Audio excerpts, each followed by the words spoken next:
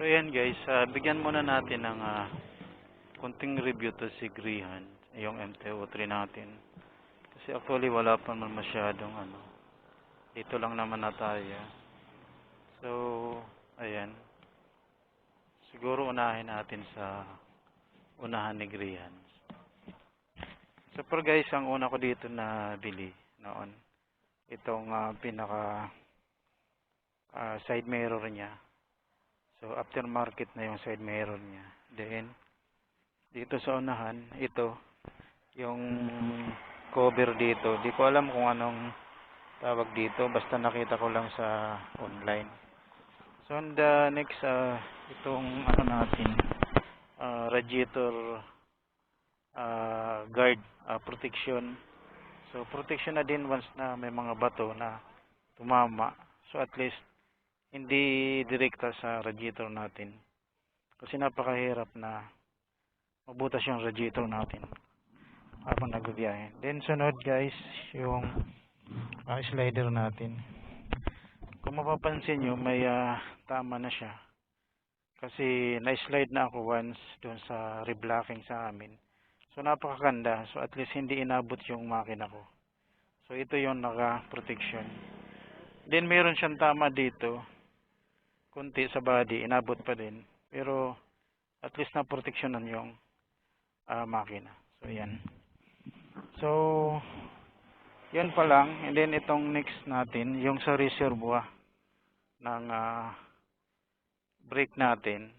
So nilagyan din natin ng protection para hindi magkaroon ng problema kung matamaan man kung anong bagay. So at least may protection siya.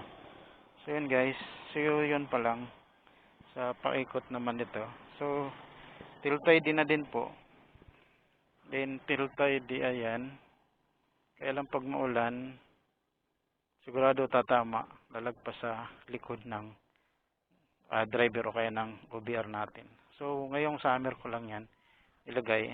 Siguro ibabalik ko na lang yung dati o kaya bibili ako ng mudguard sa ulian. Ayan. So yun lang guys.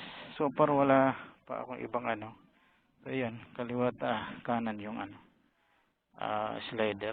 Ayan. So yun lang guys, yun lang pa lang ang natin.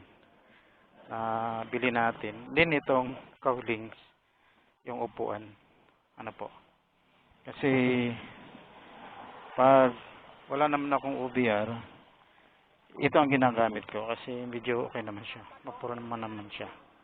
So yun lang guys, ayan ang mga nabili natin kay kay Grihan. Then ito last na binili ko na rin ay yung cellphone holder, pinabit ko, minount ko na dyan. So ayun, yun lang.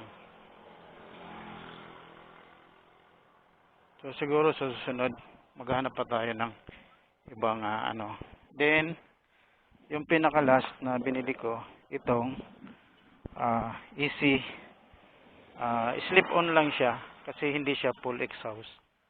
So yung original pa rin na elbow ang nakalagay. So ito binili ko lang din online. Ako na lang nagkabit. So slip on lang siya. Ayan. Then of course yung gulong natin. So ito na siya. So best siya. So medyo malaki na to sa original na gulong. 160 by 60-17. Yan. Medyo malaki na siya. Malaki na siya dun sa pinaka-original. Pero yung unahan natin, ganun pa din yung original na gulong. So yan lang. Yan guys, in another accessories or sticker. So yan lang.